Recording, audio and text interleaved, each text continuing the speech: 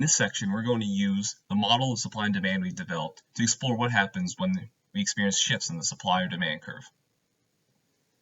Now, predictions about price and quantity in our model require us to know the supply and demand curves.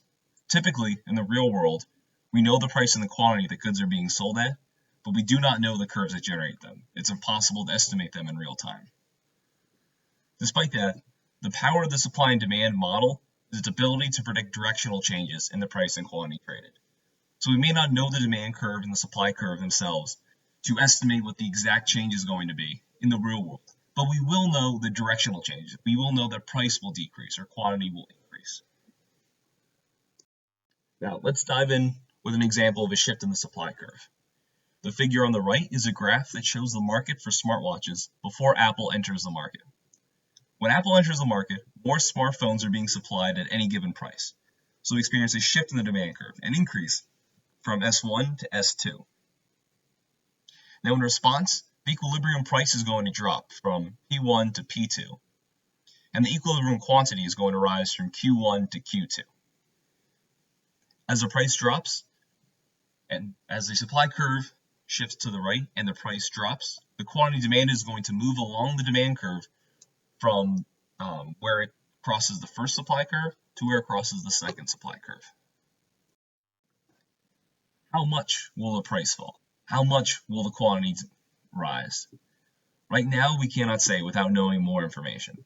We do not know the actual curves themselves, so it's difficult in real life to estimate these. For now, we can only predict that the price is going to fall and the quantity traded will rise. So now let's look at what happens when the opposite occurs, when we have a supply shift to the left. This is caused by a decrease in supply because one of the 5 variables has caused supply to decrease. So now in this case, the price is going to increase from P1 to P2, and the quantity is going to decrease from Q1 to Q2. So as the supply shifts from S1 to S2, we're going to move along the demand curve from starting out where curve S1 crosses the demand curve, and moving up to where S2 crosses the demand curve. Now let's look at another example, the effect of an increase in demand on equilibrium. So suppose consumers' income increases. What happens to equilibrium in the smartwatch market? So because smartwatches are a normal good, as income rises, the demand is going to shift to the right. So it's going to move the demand curve from D1 to D2. At the original price, there would be a shortage of goods. Demand is going to outpace supply. So what happens? In response, the equilibrium price is going to rise from P1 to P2, and the equilibrium quantity traded is going to rise from Q1 to Q2. Finally, let's examine the effect of a decrease in demand on equilibrium. So let's suppose the use of digital technology continues to increase. What's going to happen to equilibrium in the market for paper? Now, paper is becoming less useful, so consumers are going to demand less of it. So the demand curve is going to shift from D2 to D1. Now, there's going to be a surplus at the original price if the price does not drop. So in response, the equilibrium price is going to fall from P1 to P2, and the equilibrium quantity will also fall, in this case from Q1 to Q2. So let's use this model of supply and demand to understand something that happened in the real world. From 2006 to 2013, the price of Blu-ray players fell from about $800 to about $95, while at the same time, the number of Blu-ray players being traded increased dramatically. So what we experienced over this time was a substantial increase in the supply curve. Supply curve shifted from S1 to S2 in this figure. So the number of Blu-ray players being traded went from about 425,000 all the way up to 11 million. Meanwhile, the price fell from $800 to about $95. So what we experienced was a supply increase as additional firms started manufacturing Blu-ray players, and the input costs fell. So we had two of the variables that affect supply shift at the same time, both moving the supply curve to the right. Anytime there's a shift in the supply curve to the right, an increase in supply, prices are going to fall substantially, while at the same time, the quantity demanded is going to increase. Over for the long term, it's likely that both the supply and demand curves are going to shift. So, say for example, as new firms enter the market for smartwatches and incomes increase, we're going to experience a shift in the supply curve and in the demand curve. So in this case, the supply of smartwatches as new firms enter the market is going to shift to the right, and demand for smartwatches will also shift to the right. If you look at the figure on the right, you can see both the supply and demand curves shifting to the right. Okay, so what does our model predict? First, a shift in the right of the supply curve, an increase in supply, is going to decrease the price equilibrium, and it's going to increase the quantity. A shift in the demand curve to the right is going to increase the price and also increase the quantity. So in this case, we can be sure that the equilibrium quantity is going to rise.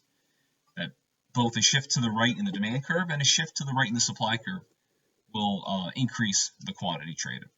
However, we cannot be certain of the effect on the price.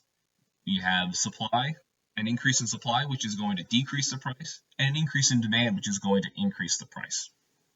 So this panel on the right, this figure shows the demand shifting more than supply. Because there's a greater shift in demand than in supply, the price and quantity are both going to rise. The shift in the demand curve overwhelms the shift in the supply curve. The figure in this panel shows the opposite. It shows supply shifting more than demand. So in this case, the quantity, again, is still going to rise, but in this case, the equilibrium price falls. The change in the supply curve is so large, it outweighs the change in the demand curve, so it swamps the effect of a shift in the demand curve on price. Now, without knowing the relative size of the changes, the effect on the equilibrium price is going to be ambiguous. We don't know if it's going to increase or it's going to decrease if we don't know how much the supply and demand curves are going to shift. It is technically possible, although unlikely, that supply and demand curves shift the same exact amount, so the price remains unchanged. Again, it's a possibility, but it's very rare. So, since over time the supply and demand curves have both shifted, I'm talking over 100, 200, 300, 400 years, what do we think has happened to the world in that time? Do we think the supply curve has shifted more, or the demand curve has shifted more? As it turns out, the supply curve has shifted more. The supply curve has increased substantially over the past, let's say, 300 years compared to the demand curve. This can be shown by the fact that living standards has increased by 3,000% since 1700. We've had an increase in innovation and entrepreneurship that has helped increase the supply of goods. There's this great quote about the Industrial Revolution that I love.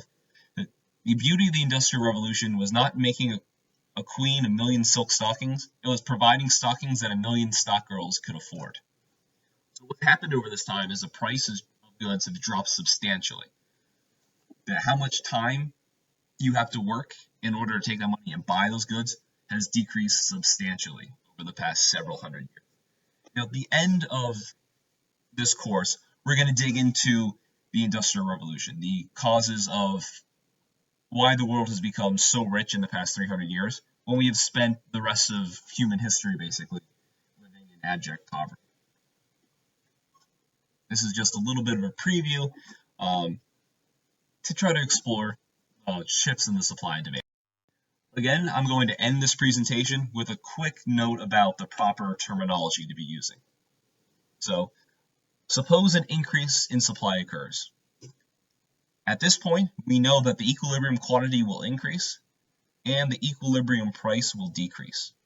Now, it is tempting to believe that the decrease in price will cause an increase in demand, but this is incorrect.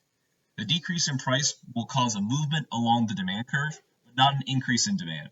The demand curve will not shift if there's only an increase in supply, if only the supply curve is shifting.